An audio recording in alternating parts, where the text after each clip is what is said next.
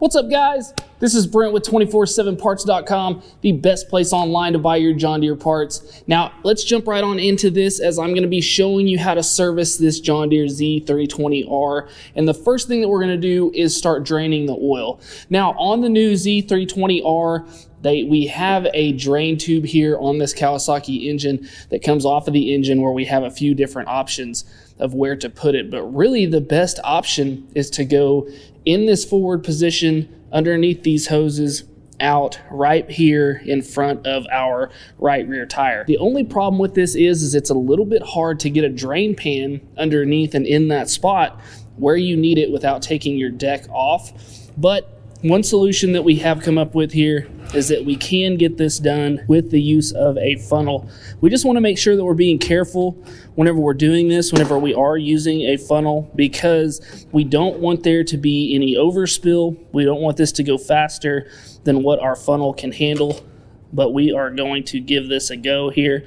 And the other bad thing about this is that usually I would use this time to do other things whenever I'm draining this oil, but here I'm going to have to hold this funnel while this is draining out until it's done, and then I can be able to go and do those other things. So once we get this tube ran out under and right here, then we just simply have this twist cap we have to take off, and then we can drain that oil. All right, so to finish off, we're just down to a slow drip. We're just going to go ahead and put our cap back on our hose here and put it back up and into position. So now we're gonna go ahead and change out our oil filter right down here. First thing I'm gonna do, get some paper towels to put underneath this because I know that I can't have my drain pan down there to catch any of this mess. So I'm gonna get those laid underneath that filter, and then I'm gonna take my cap style filter wrench here. I'm going to place that on and then just start to take this loose. And then once we get it loose enough, we can finish up taking it off by hand.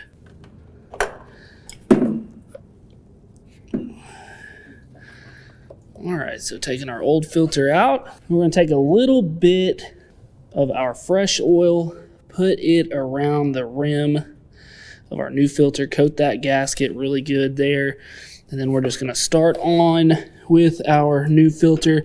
Now, if you are only doing an oil change, which sometimes is all that's required, then the part number for this filter is an AM125424. And what type of oil we're going to want is John Deere Turf Guard 10W30 oil. We just want to go hand tight. We want to make sure that it is really good and tight where it's making a good seal up against the side of that engine. All right, and then once we've got that changed, now it's time to go in with our 2 new quarts of oil. So right here I've got the John Deere Turf Guard, and the part number for the quarts of this is TY22029.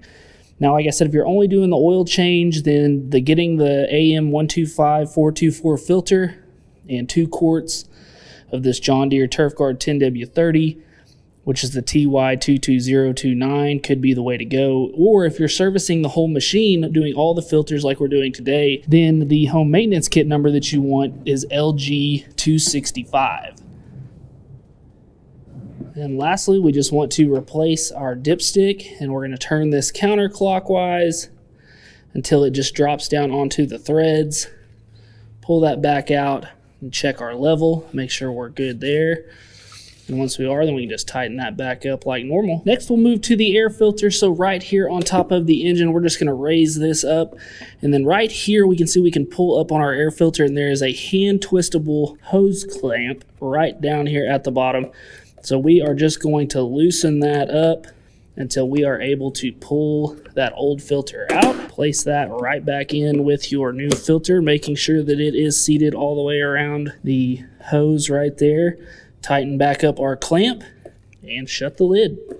Next is our fuel filter. Now what you'll see is that we have a clamp here on the bottom hose that goes into the filter from the tank, and a clamp here on the top that goes from the filter to the carburetor. So what we need to do is get both of those clamps out of the way. So we'll pull that up, run that one down. Then we just have to pull this filter off of these hoses here. Usually give it a little twist.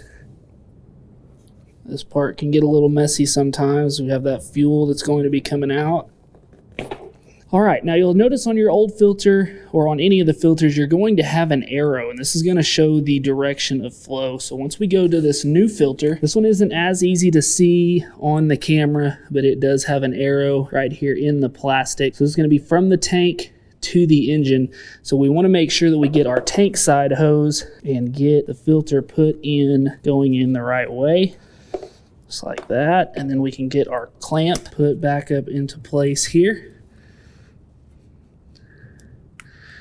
Then we can go back in with our top side and then get that clamp down into position. And then just like that, we've got a fuel filter change. And then last but not least are our spark plugs here. Now, whenever we get our new spark plugs, the first thing that we want to do is check the gap of these spark plugs. Now, if you're new to this, not sure what I mean by that, what we're doing is we're checking the gap between this top pin here and the middle electrode there.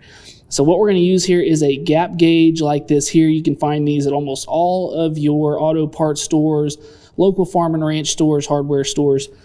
Very easy to find these gauges. But what we're going to do is we are going to put this in. You'll see that there's a skinny side and then a larger side here. We're going to put this in on the skinny side and start to rotate this around. And what we're looking for on these engines is a 0.030 gap. So once you start feeling resistance right there, you know that you are good on the gap for your spark plug. So we're good to go. We're going to go ahead and change this out. Now, you're going to have one of these on both sides, so just make sure to do the exact same process on the other side. But first, we're going to pull off our rubber spark plug cap here. Just like that. Get that pushed out of the way. And then next, what we're going to do is we are going to take our 13/16 spark plug socket here. Now what this has is this has a rubber on the inside for if you were doing this upside down and would have a hard time getting these out. This will actually grab onto that spark plug. So we're just going to take that, get that onto our plug there, and then start to remove it.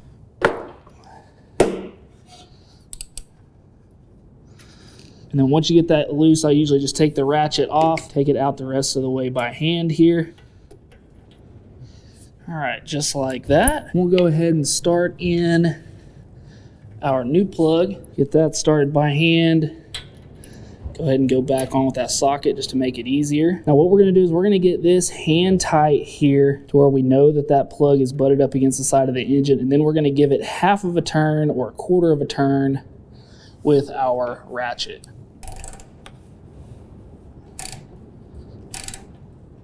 Right there between quarter and half, and then we are tight. We can take this off, put back on our cap, and then just make sure, like I said, and do this on the other side. So just remember, guys, if you're doing a full service, you want the home maintenance kit LG265. If we're only doing the oil change, then the filter number is AM125424, and the oil that we want to go in with this machine is a John Deere 10W30 Turf Guard. That quart number, part number for the quart is TY22029. So guys, I hope this video helped you out. I hope you liked this video. If you did, we just ask you to hit that like button and subscribe to the channel. Also, guys, if you're needing any of the parts that you saw in this video today, make sure to go check us out at 247parts.com. And as always, guys, thanks for watching. We'll see you next time. Hey guys, make sure to go buy your parts right here and subscribe right here.